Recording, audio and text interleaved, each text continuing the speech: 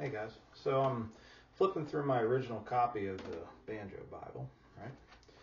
And one thing that's always really been a struggle for a lot of beginner students I've noticed is everybody wants to play Foggy Mountain Breakdown.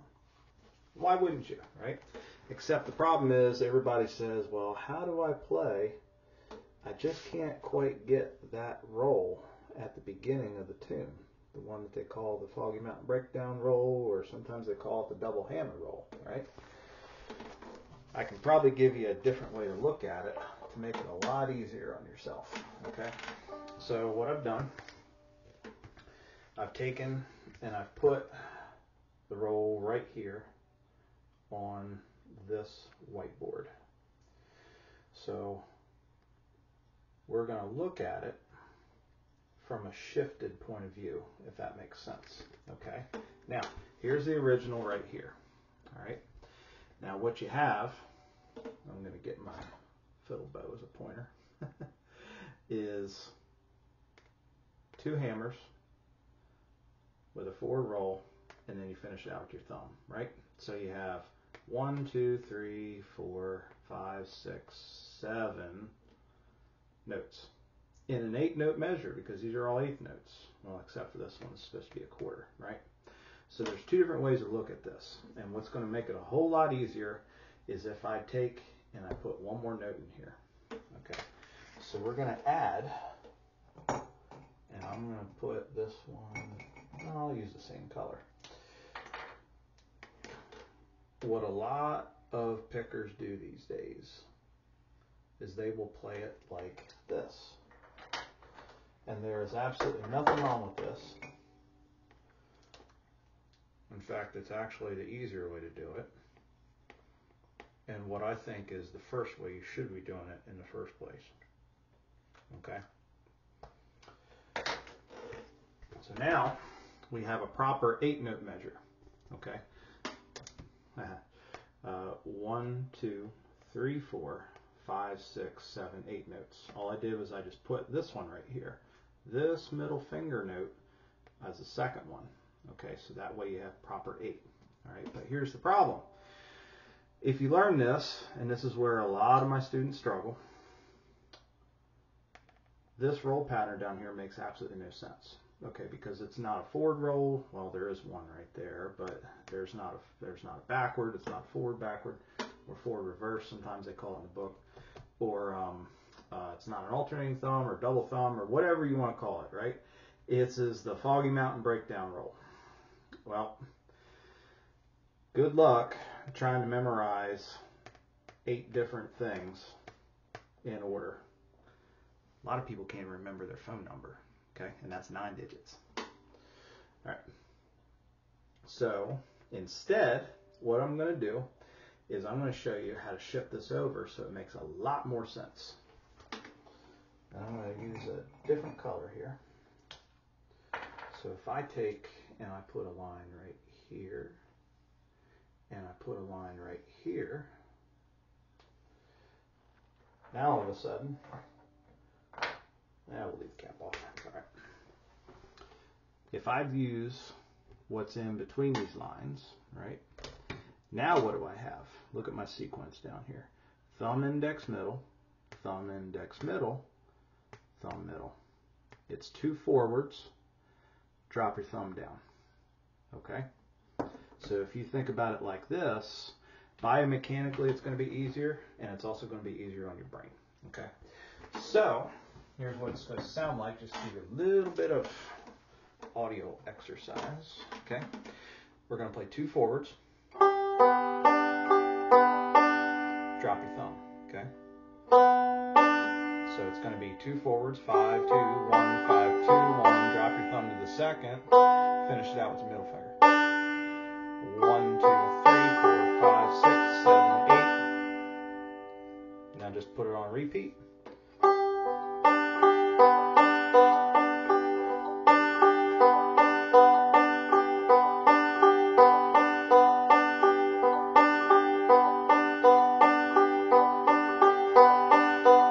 It's been my experience that people can pick this up in seconds if they do it this way.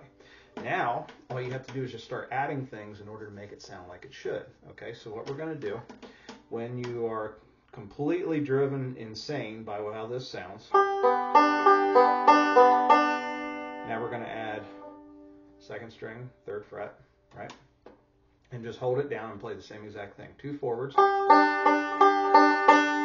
your thumb, middle finger.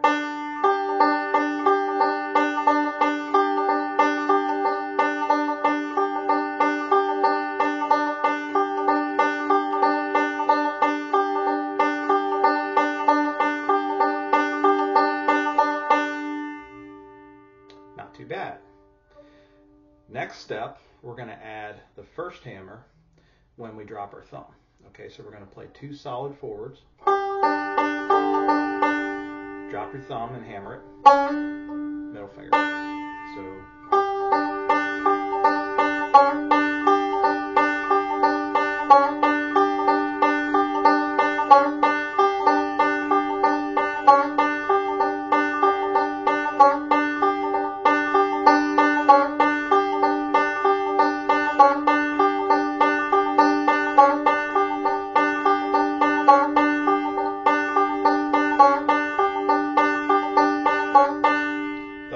this exercise is to give your brain only one thing to think about at a time, if that makes sense. This is a very, very difficult instrument to play because your hands have to do 2 different things at the same time, and you might as well be Joe in a button factory. Well, now you're Joe in a banjo factory, right? So instead, by building up the way we're doing, it just makes it easier on your brain so that way you only have to think of one thing at a time. Okay, so now we've got the first hammer in. Now we're going to add the second hammer, and that goes on the second forward roll. So now we're going to play 1 solid. Oops, sorry, a little bit slower. Another forward with a hammer. Drop your thumb for the second hammer. Okay, solid, hammer.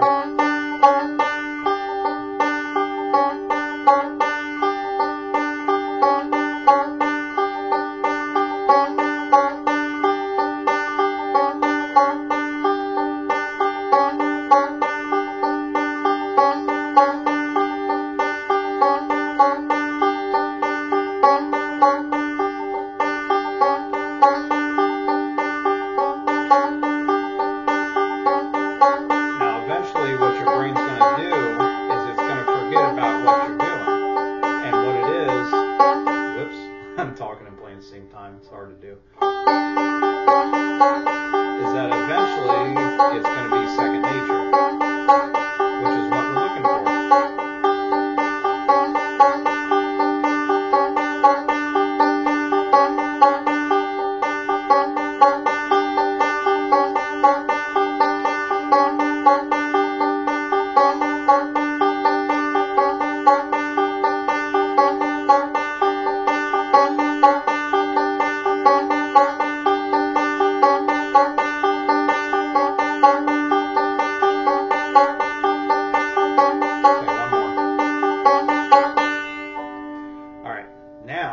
Last bit, we're going to shift it back to where the tune asks for it. Okay, so instead of starting here, no, let me get my pointer. Instead of starting here, now we're going to start back here. So you start on that hammer, so that way you can double hammer it. Okay.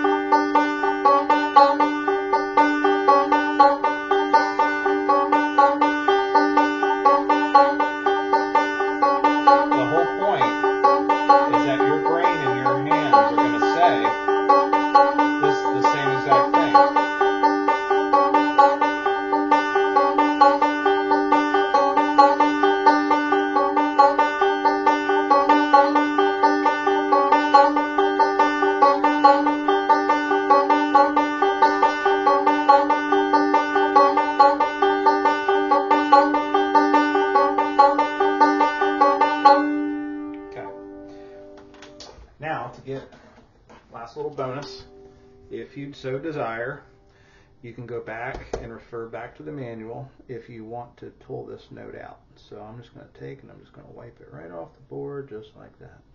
And I'm going to take that one off right there. Okay. So all you're going to do,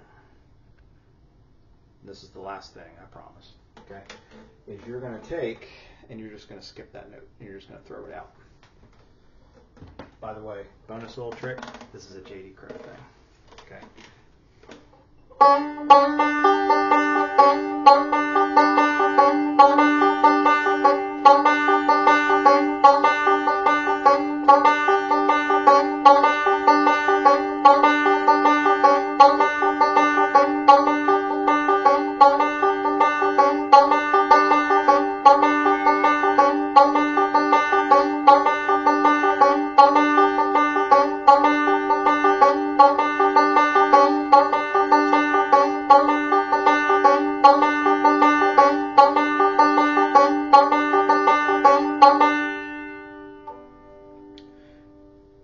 That's it. When you get a little bit more speed built up, it's going to sound exactly like it should.